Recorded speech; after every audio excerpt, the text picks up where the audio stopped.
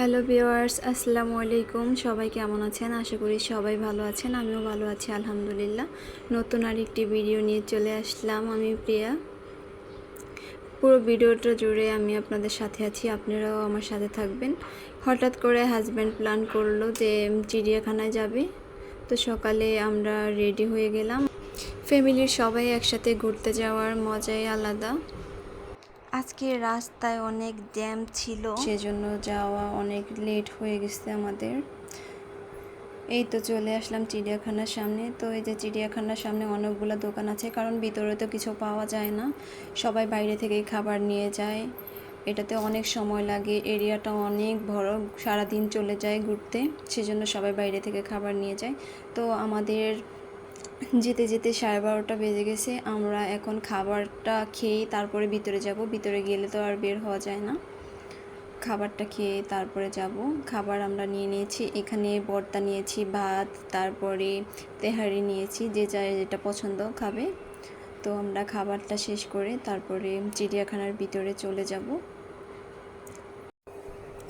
খাবার শেষ করে আমরা চলে আসলাম, এখন টিকিট কেটে নিব।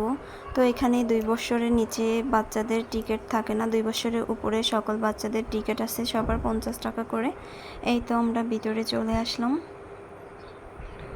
এইখানে সুন্দর বসার জায়গাও আছে, তারপরে পানি, ওয়াশরুম সব কিছুই এইখানে আছে। আপনি যদি চান আপনার বাসা থেকে খাবার নিয়ে আসবেন, সেটাও নিয়ে আসতে পারেন। এইখানে সবাই খাবার নিয়ে আসে।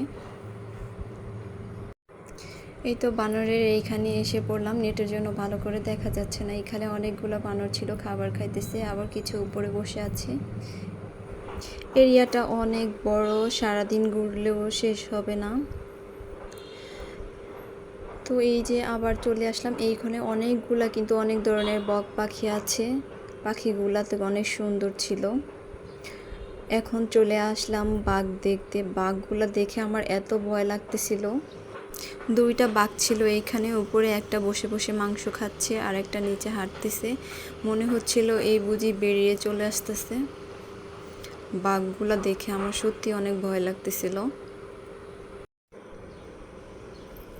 এইখানে ছিল ভাল্লুক। আসলে না, নেটের জন্য ভালো করে ভিডিওগুলো উঠতেছিল না, দেখা যাচ্ছে না ভালো করে। আর এই যে সিংহ,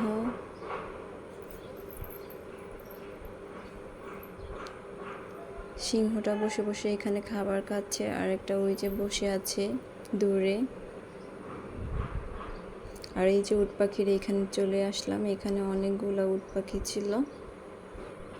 আজকে অনেক গরম ছিল, গরমে মনে হয় উট পাখিগুলো ক্লান্ত হয়ে বসে আছে। পাখিগুলো আমার অনেক ভালো লাগে।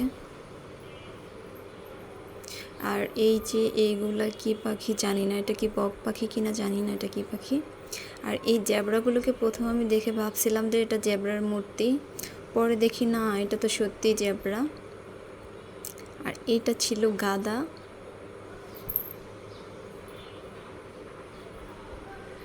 সবাই একটু হাত দিয়ে ধরে ধরে দেখতেছিল, কিছু বলে না এগুলা।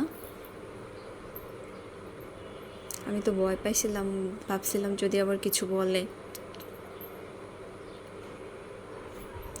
এই যে জেব্রার কাছে চলে আসলাম, এখানে ছিল জেব্রা। এগুলো কিন্তু কাছাকাছি না, এগুলো অনেক দূরে দূরে, অনেক হাঁটতে হয়, হেঁটে হেঁটে তারপরে আলাদা আলাদা জায়গায় গিয়ে দেখতে হয়, সবগুলো কিন্তু একসাথে ছিল না।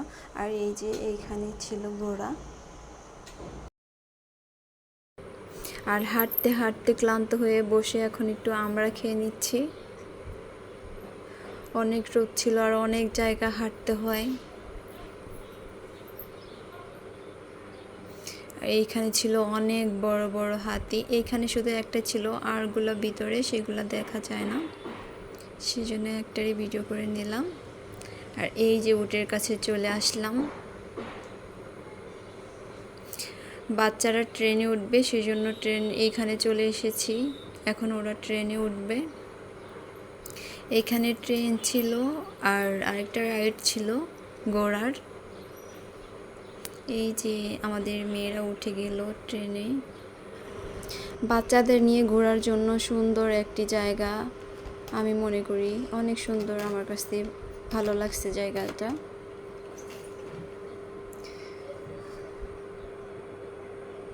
এই যে চলে আসলাম চিল দেখার জন্য। এখানে ছিল চিল, আর এইখানে ছিল সাদা কাক। আমার জীবনের ফার্স্ট টাইম আমি সাদা কাক দেখলাম। অনেকগুলো চিল ছিল এখানে, অনেক ধরনের।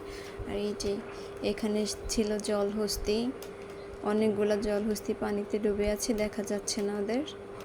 আমার ভিডিওটা যদি আপনাদের একটু হলেও ভালো লাগে, সবাই লাইক করে দিবেন, সুন্দর একটি কমেন্ট করবেন, সাবস্ক্রাইব করে আমার পাশে থাকবেন। দেখা হবে নতুন আরেকটি ভিডিওতে। সবাই ভালো থাকবেন, আমার জন্য দোয়া করবেন। আপনাদের জন্য অনেক অনেক দোয়া ও ভালোবাসা। আল্লাহ হাফেজ।